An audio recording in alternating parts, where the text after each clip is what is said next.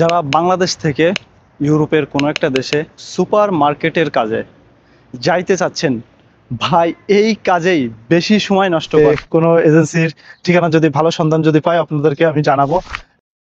আপনাদের আগে আমি দেখাবো আপনাদেরকে। আমি একটা সুপার মার্কেটে চলে আসলাম, তো ভাবলাম যে আপনাদেরকে আমি প্র্যাকটিক্যালে দেখাবো যে এইখানে আপনি কাজ পাওয়ার যোগ্য কি না, বা এইখানে কারা কাজ পাবে সেটা এই ভিডিওর ভিতরে তুলে ধরবো আমি।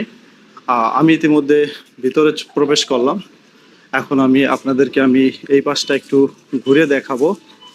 আর এইখানে মূলত কারা কাজ পাবে আর কারা কাজ পাবে না, এইটাই আমার ভিডিওতে সম্পূর্ণ থাকবে। তো আমি আসলে আসার উদ্দেশ্য হলো যে এখানে আমার কিছু ব্যক্তিগত কিছু জিনিস কেনাকাটা করার উদ্দেশ্যে আমি বেরোইছি। তো ভাবলাম যে দেখি আপনাদের কাছে আমি ভিডিওটা শেয়ার করি, কেননা বাংলাদেশ থেকে অনেক দালাল চক্র বলে থাকে যে ভাই আপনাদেরকে ভালো একটা সুপার মার্কেটে কাজ দেব।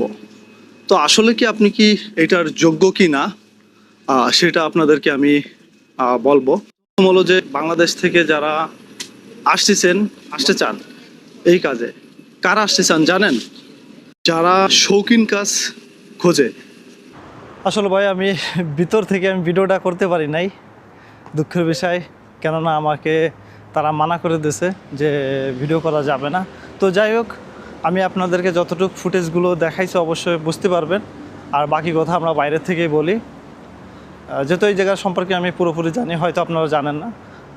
তো সবথেকে গুরুত্বপূর্ণ হচ্ছে কথা প্র্যাকটিক্যালি দেখানোর জন্য আমি চেষ্টা করেছিলাম যে আপনাদেরকে দেখাবো, প্লাস আমি আপনাদেরকে সেটা তুলে ধরবো। তো যাই হোক, সেটা হলো না। আপনাদেরকে আমি সত্য কথাটাই বলার জন্য সবসময় চেষ্টা করি। বাংলাদেশ থেকে যারা আছে দালাল চক্র, তারা সবসময়ের জন্য এই সুপার মার্কেটের কথা বলে মানুষের থেকে টাকাগুলো, মোটা অঙ্কের টাকা আদায় নেয়। এই সুপার মার্কেটের কাজগুলো সব থেকে শৌখিন এবং পরিষ্কার পরিচ্ছন্নতা জায়গা কাজ, এই কারণে মানুষের আগ্রহটাও বেশি। তাদেরকে লোভ লালসা দেয় এই ধরনের সুপার মার্কেটের কথা বলে, লাস্টের দিকে তাদেরকে কাজ তো দূরের কথা, তাদেরকে আনেও না। আর সবথেকে বড় কথা হলো যে ভাই এইখানে মূলত কাজে নেয় আছে এদের স্থায়ী মানুষদেরকে কাজে নেয়।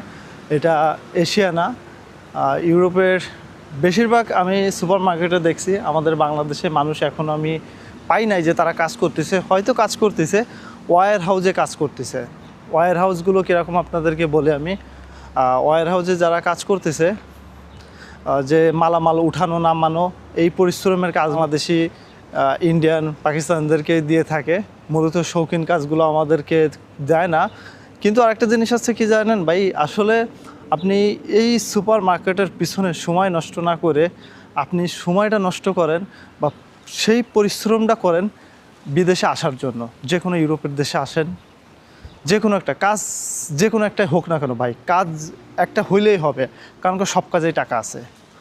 আপনি সুপার মার্কেটে কাজ করবেন, ও কাজেও টাকা আছে। হোটেলের কাজ করবেন, ও কাজেও টাকা আছে। সব কাজেই টাকা আছে। মেন আপনার ফোকাস রাখতে হবে যে বিদেশে আসার জন্য। আর এইটাই যদি ভাবেন যে ভাই আমি সুপার মার্কেটে ছাড়া যাব না, সুপার মার্কেটের কাজ করব, তা না হলে আমি কাজ করব না, যদি ভাবেন আপনার সময়টা নষ্ট হবে।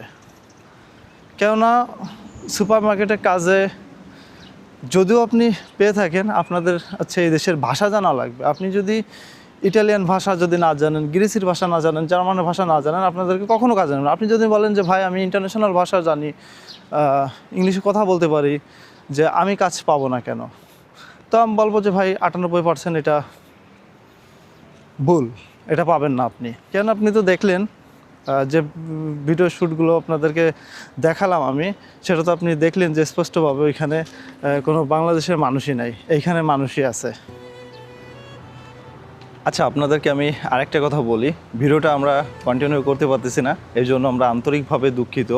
কেননা ভিডিওটা অনেক বড় হয়ে যাওয়ার কারণে হয়তো আপনারা বিরক্ত ফিল করতে পারেন। এই কারণে আমরা চাচ্ছি যে এই ভিডিওটা নিয়ে একটা দ্বিতীয় পার্ট করব। কিন্তু সেই দ্বিতীয় পার্টে কিন্তু যে গুরুত্বপূর্ণ কথা, যেটা সবথেকে গুরুত্বপূর্ণ কথা, সেই দ্বিতীয় পার্টে আমাদের থাকবে। কিন্তু এই প্রথম পার্টে আমরা অবশ্যই এটা কভার করতে পারি নাই। কিন্তু আমার একটাই আপনাদের কাছে রিকোয়েস্ট থাকবে যে যদি এই ভিডিওতে 1000 সাবস্ক্রাইবার যদি কমপ্লিট হয়, তো সেক্ষেত্রে আমরা দ্বিতীয় পার্ট খুব দ্রুত শীঘ্রই আনবো।